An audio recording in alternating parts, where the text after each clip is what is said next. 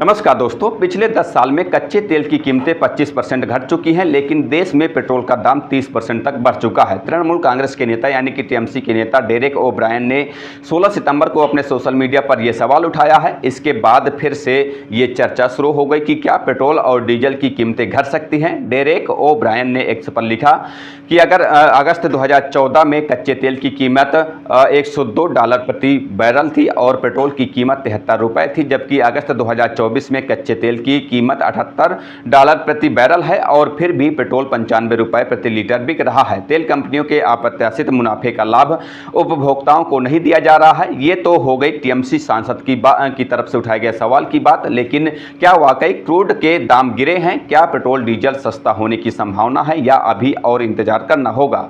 कच्चे तेल की कीमतों की बात करें तो ये 3 सालों में सबसे निचले स्तर पर आ चुकी है। इंडिया टुडे की एक रिपोर्ट बताती है कि ब्रेंट क्रूड दिसंबर 2021 के बाद पिछले सप्ताह पहली बार $70 प्रति बैरल के नीचे लुढ़क चुका है। 16 सितंबर 2024 को इंटरनेशनल मार्केट में कच्चे तेल का बेंचमार्क ब्रेंट क्रूड फ्यूचर $71.50 प्रति बैरल के आसपास था, जबकि WTI क्रूड $69 प्रति बैरल के आसपास कारोबार कर रहा है।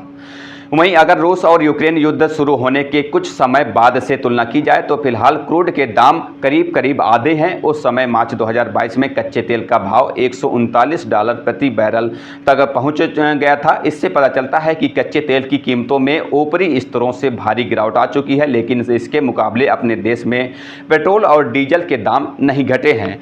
कुछ राज्यों में पेट्रोल की कीमत $100 प्रति लीटर से भी ज़्यादा है और डीजल की कीमत $90 प्रति लीटर से भी है।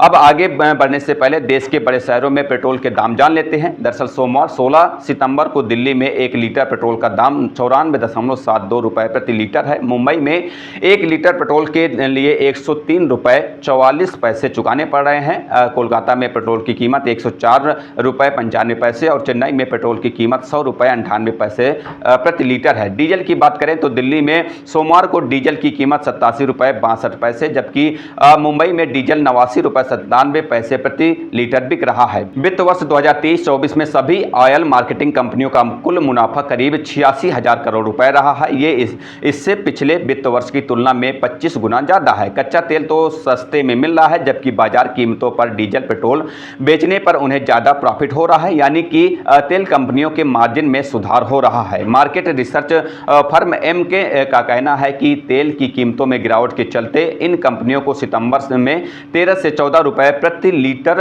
तक का प्रॉफिट हुआ है। इतना ही नहीं, सरकारी तेल कंपनियों ने भी वित्त वर्ष 2024 की पहली तिमाही में खूब मुनाफा कमाया है। क्रूड के दाम घटने से इस वित्त वर्ष की पहली तिमाही में तीनों ऑयल मार्केटिंग कंपनियों मसलन Indian oil corporate limited, Bharat petroleum corporate limited और हिंदुस्तान पेट्रोलियम कॉर्पोरेट लिमिटेड का साझा नेट प्रॉफिट 7,371 करोड़ रुपए रहा है। तेल कंपनियों के मुनाफे में होने और कच्चे तेल के दाम में गिरावट के बाद अब लोगों के बीच यह सवाल उठ रहा है कि सरकार आम आदमी को महंगे पेट्रोल डीजल से कब राहत देगी या अभी इंतजार करना होगा। सीधा जवाब देना मुश्किल है, लेकिन जानकारों और मीडिया रिपोर्ट में इस बात की संभावना जताई जा रही है कि देश में पेट्रोल डीजल के दाम जल्द घट सकते हैं। इसके पीछे कई कारण हैं। पहला कारण माना जा रहा है कि हरियाणा विधानसभा चुनाव से पहले सरकार आम लोगों को राहत दे सकती है। हाल ही में सरकार ने ईंधन के दाम घटने के संकेत भी दिए थे।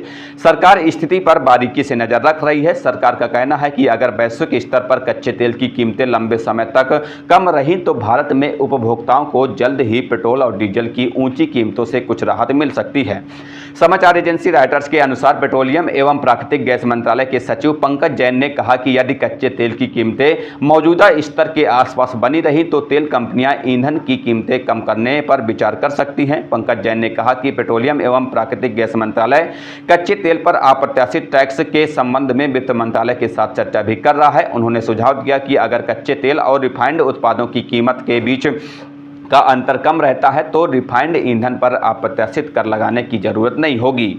इससे भारतीय उपभोक्ताओं के लिए कीमतों को स्थिर करने में और मदद मिलेगी। इसके अलावा भारतीय रेल कंपनियां पहले के मुकाबले रूस से कच्चे तेल की खरीद बढ़ा रही हैं, क्योंकि दूसरे देशों के मुकाबले रूस से हमें सस्ता तेल मिल रहा है। वहीं एक खुशखबरी ओपेक की तरफ से भी आई है। सरकार तेल उत्पादक बढ़ाने के लिए पेट्रोलियम निर्यातक देशों के संगठन ओपेक के साथ भी बातचीत कर रही है। कच्चे तेल की कीमतों में गिरावट के बाद कच्चे तेल का उत्पादन करने वाले देशों के संगठन ओपेक और सहयोगी देशों ने इसको लेकर सहमति भी जता दी है।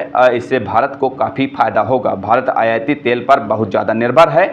भारत अपनी ज़रूरत का 87% से ज़्यादा तेल विदेशों से मंगाता है। भारत दुनिया में तीसरा सबसे बड़ा तेल खरीदार और उपभोक्ता है। आपको बता दें कि सरकार ने इसी साल लोकसभा चुनाव से पहले आम जनता को बड़ी राहत दी थी। 15 मार्च को देश भर में पेट्रोल और डीजल की कीमत में 2 रुपए की कटौती की गई थी। अब पिछली कटौती को 6 महीने बीत चुके हैं और सरकार ने रेट में कोई बदलाव नहीं किया है। इससे पहले 21 मई 2022 को पेट्रोल और डीजल के रेट में बदलाव हुआ था। उस समय पेट्रोल पर 8 रुपए और डीजल पर 6 रुपए प्रति लीटर उत्पाद शुल्क घटाया गया था। बहरहाल आपकी क्या राय है हमें कमेंट करके जरूर बताइएगा। इस वीडियो में इतना ही, मिलते हैं किसी नई वीडियो में, तब तक के लिए बहुत बहुत धन्यवाद, शुक्रिया।